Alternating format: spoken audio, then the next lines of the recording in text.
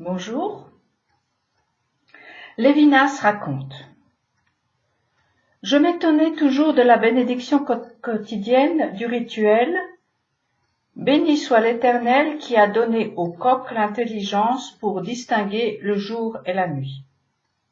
Ou si l'on veut, je m'étonnais toujours que dans cette bénédiction on ait traduit segvi, être doué d'intelligence, par coq. Je pensais aussi que pour distinguer le jour de la nuit, une grande finesse n'était pas nécessaire.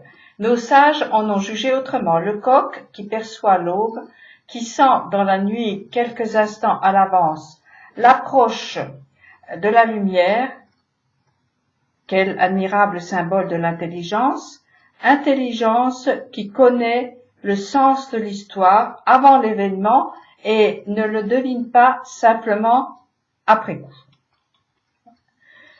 Il m'était impossible de passer à côté de cette réflexion d'Emmanuel Lévinas, le philosophe. Le coq doué d'intelligence. C'est vrai que c'est un bestiau magnifique, avec son plumage coloré, dominant tout le poulailler par sa taille et son chant. C'est vrai aussi qu'il sert de réveil matin pour les lève-tôt. C'est vrai que c'est un combattant redoutable et un géniteur acharné. Il a donc sa place comme animal de proue pour un peuple. Si en plus il sent l'approche de la lumière, il donne à ce peuple un coup d'avance, comme on dit, sur ses concurrents.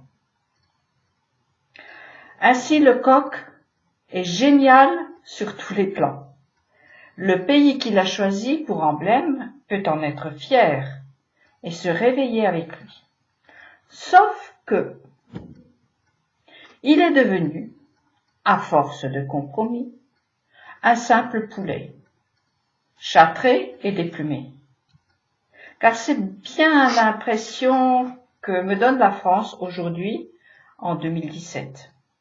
Elle est devenue un élevage en batterie, ne voyant plus ni le soleil ni la lune, et gorgée d'antibiotiques, car immunodéprimée. Vous avez compris, je parle de mon pays, là où je suis né, le pays que mon père, mes grands-pères ont défendu comme des coqs. Mon père, non juif, a connu les camps de concentration, comme beaucoup d'autres, pour avoir résisté. Il avait 17 ans. Aujourd'hui, le pays est livré pieds et poings, lié à des idéologies de mort. Il ne combat même plus. Les poulets sont idiots de nature. Ils ne connaissent pas le sens de l'histoire. Avant l'événement, ils ne devinent qu'après coup. Mais d'une cervelle de poulet, que peut-on attendre de plus, hein? Il y a beaucoup de coqs de par le monde. Ils chantent depuis des années pour réveiller leur village. Seulement voilà, on essaye de les faire taire, car ils dérangent les touristes qui traversent cette vie sans en chercher le sens. Il y a des coqs qui ont l'intelligence de sentir l'aube dans la nuit, fasse que leur voix ne s'éteigne pas. L'histoire actuelle est bien sombre, mais derrière cette histoire, il y a l'autre, la grande, celle que le coq voit pointer. Il dit alors par son chant, « Il est l'heure de se réveiller, l'aube d'un nouveau temps arrive. » Mais comment se fait-il que le pays qui a pour emblème cette intelligence soit à la pointe de la désinvolture, de l'insouciance, et ça c'est le moindre mal, mais il faut y ajouter le cynisme et l'hypocrisie. Sous l'histoire, la petite, il y a la grande.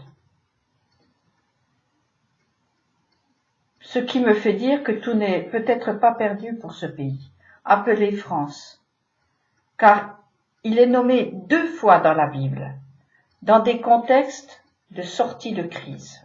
La première fois, il s'agit d'un endroit où est envoyé le prophète Élie pour y rencontrer une veuve chargée de le nourrir. La deuxième fois, c'est le prophète Obadiah qui prévoit la sortie des Juifs de France comme le signe de la délivrance, à savoir la reconnaissance d'Israël comme nation libre et indépendante.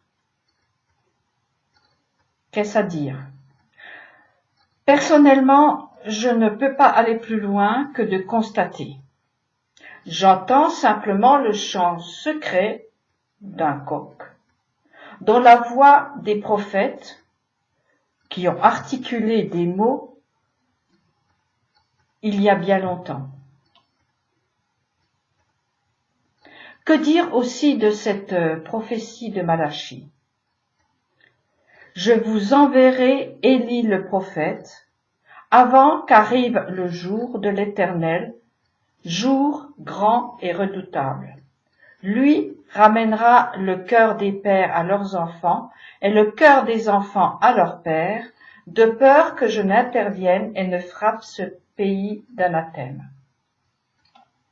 Cela ressemble étrangement à l'ordre donné à Élie de son vivant, d'aller vers cette veuve de Sarepta. Sarepta veut dire France. L'aube est proche, le coq chante, qui l'entend?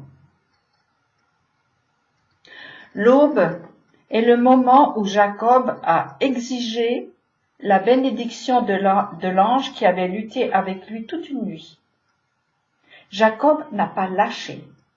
Il est devenu Israël et a ainsi mis en évidence la grande histoire cachée derrière la petite. L'histoire que l'Éternel ne lâche pas, quoi que fassent les hommes. J'ai rassemblé quelques réflexions qui forment un faisceau qui donne à penser. Ce faisceau est comme la lumière d'un phare qui indique une direction que je ne saurais définir, ni expliquer, mais devrait nous réveiller avant le jour grand et redoutable, pour entrer dans la grande histoire qui se prépare avec le retour des Juifs de France vers leur pays, qui est peut-être un remake de la rencontre entre Élie, le prophète dit de feu, et la veuve au bout de ses possibilités de survie. La lumière vient pour déclencher l'engagement d'une personne selon ses moyens. La veuve de Sarepta n'avait plus qu'un peu de farine et d'huile. Il lui a été demandé d'engager ce qu'elle avait, ce qu'elle pouvait, et la bénédiction, qui a pour véritable sens fécondité, croissance, intensification, la bénédiction donc est entrée dans sa maison. Les coqs chantent pour réveiller l'humain, réveiller son vouloir, son désir de plus de lumière divine, tout au moins autant qu'il peut en supporter sans exploser. Qui sont les coqs?